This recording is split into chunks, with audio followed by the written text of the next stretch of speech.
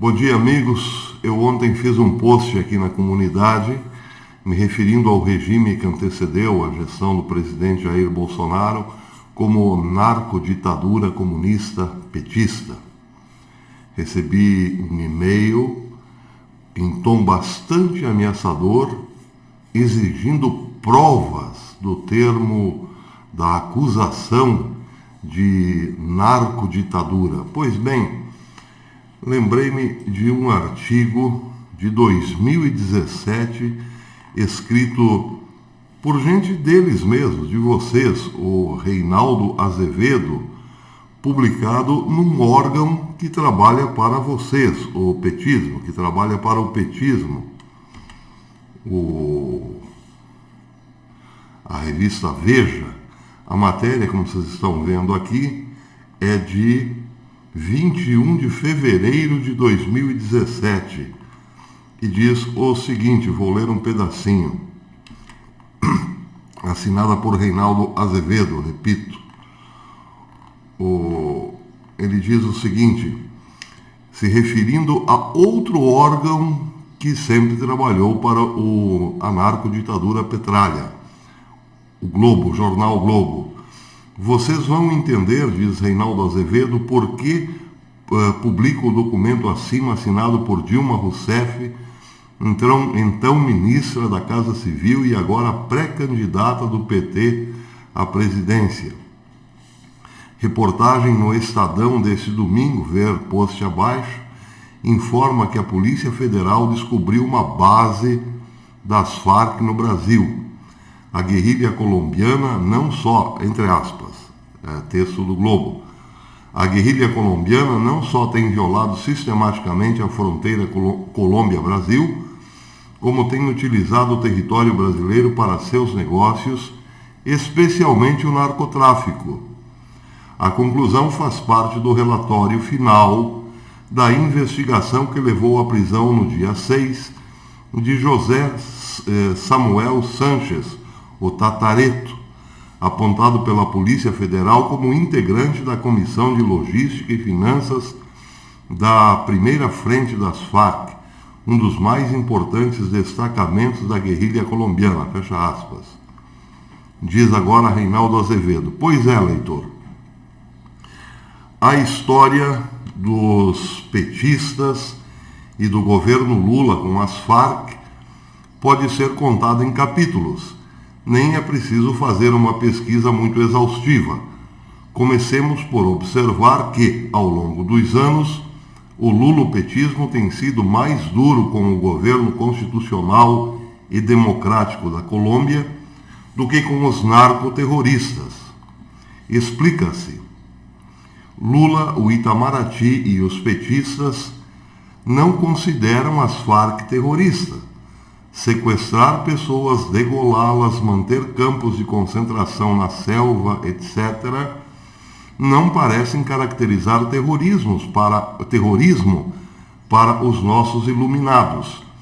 Em março de 2008, numa entrevista ao jornal francês Le Figaro, publiquei a tradução, Marco Aurélio Top Garcia declarava, abre aspas, eu lhes lembro que o Brasil tem uma posição neutra sobre as Farc. Nós não as qualificamos nem de grupo terrorista, nem de força beligerante. Acusá-las de terrorismo não serve para nada quando a gente quer negociar. É pouco? Perguntava Reinaldo Azevedo. Pois eu lembro mais, naquele ano a Colômbia havia atacado um acampamento dos narcotraficantes situado no Equador. Eles contavam com a proteção do governo naquele país, comandado pelo filoterrorista Rafael Correia. Leiam o que disse Marco Aurélio ao jornal francês. O Brasil condena firmemente o ataque colombiano ao terrorismo equatoriano. Ao território equatoriano, que é, antes de mais nada, uma violação da soberania territorial. Nós exortamos a Colômbia a apresentar suas desculpas ao Equador.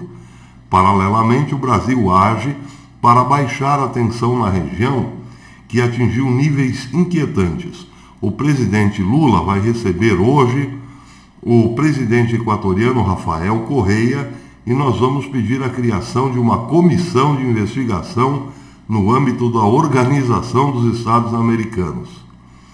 O Equador, diz Reinaldo Azevedo, protegia terroristas e traficantes que sequestravam e matavam na Colômbia, mas Marco Aurélio exigia desculpas dos colombianos que estavam lá atacando os terroristas e narcotraficantes. É compreensível. Vocês lembram no Foro de São Paulo, entidade fundada por Lula e Fidel Castro para reunir partidos e organizações da esquerda da América Latina. PT e FARC dividiram o mesmo texto da organização durante um bom tempo. Dividiram o mesmo teto. Oficialmente, os narcoterroristas deixaram o fórum. Quando estavam lá, já faziam o que fazem hoje: sequestros, assassinatos, tráfico de drogas, sob a bandeira da luta revolucionária marxista. Não que isso também não seja uma droga, mas é outra. Bem, o texto é bastante longo, mas acho que já dá para responder ao ameaçador e-mail do Petralha Virtual. Pois é, trata-se sim de uma hipocrisia, porque eles sabem muito bem o quanto Lula era ligado aos narcoterroristas, às Farc, ao pessoal do PCC, inclusive existem ligações telefônicas grampeadas de gente do PCC dizendo que eram sócios do PT no governo. Pois é, meus amigos, essa gente sabe muito bem, mas por conta dos seus interesses momentâneos, julgando que o povo ainda se mantém iludido pelo manto hipnótico da Rede Globo, pensam que esse discurso pode lacrar. Não lacra mais.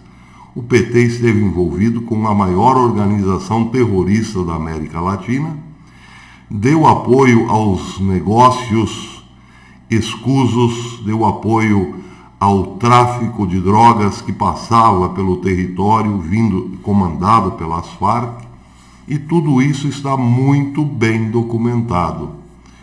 Tudo isso, repito, está muito bem documentado e é de muito grande conhecimento da Polícia Federal e outros órgãos.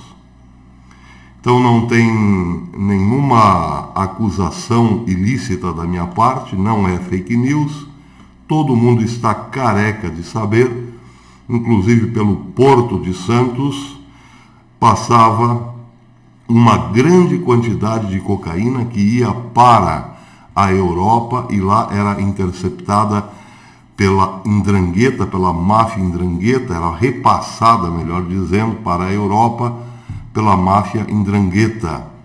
Tudo isso vinha da Colômbia, das Farc, embarcava no Porto de Santos em navios brasileiros e ia à Europa durante todo o governo Petralha. E isso também está muito bem documentado e é de conhecimento da Polícia Federal e outros órgãos. Todo mundo está careca de saber. O que o povo não tem feito regularmente é rebater esse tipo de bravata. Os petralhas se inflamam e dizem que é mentira. Não é mentira, está tudo muito bem documentado. Mentira é tentar dizer ao povo que Lula, por exemplo, não roubou, não mandou matar, não tirou o pão do brasileiro para sustentar a ditadura cubana, não tirou o pão da mesa do brasileiro para sustentar a ditadura de Maduro e não está com as mãos sujas de sangue por ter sustentado também a ditadura de Evo Morales, o cocaleiro Evo Morales. Digo suja de sangue porque aqui está um exemplo bem elucidativo. A última notícia que vem lá da Bolívia, saída agora há pouco no Infobae, dá um balanço dos protestos contra a reeleição de Evo Morales, a farsa de Evo Morales. A matéria diz que, por enquanto, são 2 mortos nos últimos protestos, 2 mortos e mais de 190 presos na Bolívia. Vou ler um pedacinho da matéria. Ela diz que pelo menos 2 pessoas morreram, 191 pessoas foram presas e 60 policiais ficaram feridos após quase 2 semanas de protestos na Bolívia contra a vitória suspeita de Evo Morales nas eleições presidenciais realizadas em 20 de outubro passado na Bolívia, segundo o último relatório. O diretor nacional da Força Especial de Combate ao Crime, Coronel Júlio Cordeiro, apareceu na sexta-feira para informar sobre o equilíbrio dos confrontos entre apoiadores e detratores do regime de Morales com as forças de segurança. Ele disse: havia 191 presos que foram levados para diferentes unidades dos diferentes departamentos de polícia. Alguns foram cautelosos e estão em prisão preventiva. Afirmou também que são acusados de vandalismos, danos à propriedade pública e privada e ferimentos. Temos 60 policiais feridos, incluindo um que está em coma, acrescentou o coronel Cordeiro no canal de TV estatal da Bolívia, segundo o jornal local La Razón. Bom, nós sabemos que existe gente infiltrada ali da Venezuela, ou podem ser cubanos que desembarcaram em La Paz vindos da Venezuela. Nós sabemos que Evo Morales e Nicolás Maduro já acertaram, combinaram uma forma de auxílio para conter as massas, mas nós sabemos também que muito dessa violência aí, ou quase toda ela, foi provocada por gente deles mesmos. Essa é a estratégia: infiltrarem-se entre os manifestantes para criar o caos, para criar o tumulto. É o modus operandi da petralhada do continente.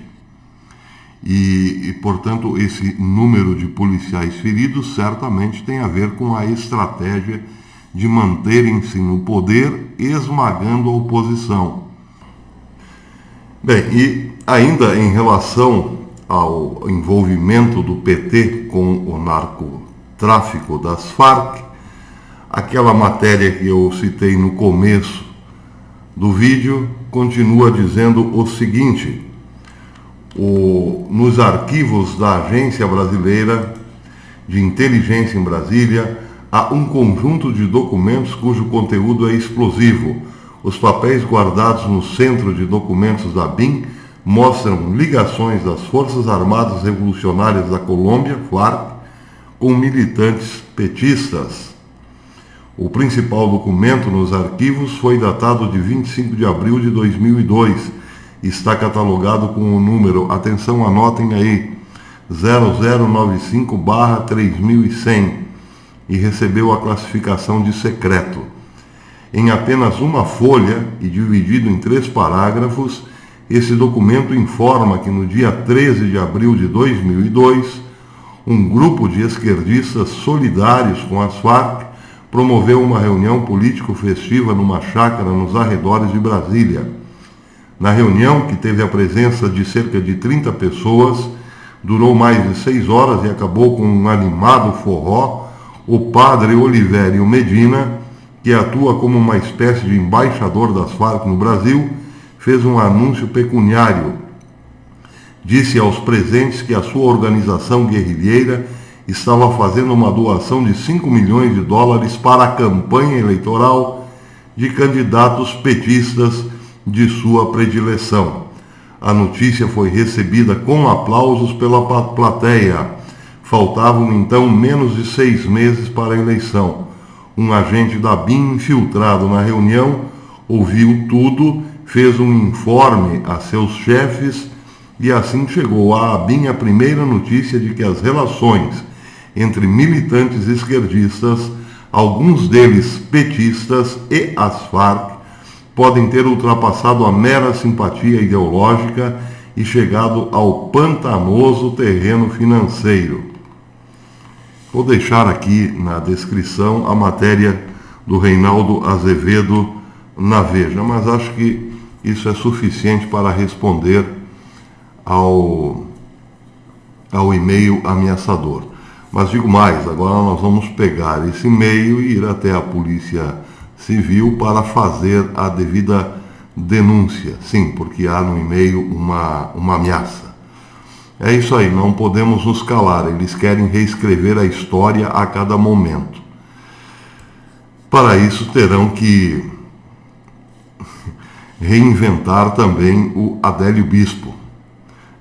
Ele é bispo, provavelmente terá que ser Adélio Cardeal daqui para frente, ou quem sabe Adélio Papa, e também reinventar o objeto que ele usou na fatídica tarde de Juiz de Fora. Quem sabe não foi uma faca, e sim uma pistolinha d'água. Não, mas também parece que pistola de brinquedo é crime. Uma flor, Adélio, em nome da esquerda, deu uma flor para Bolsonaro.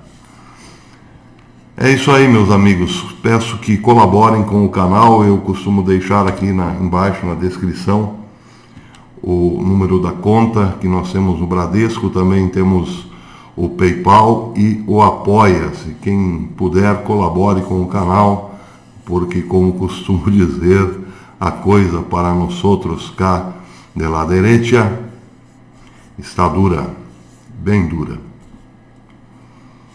Até depois.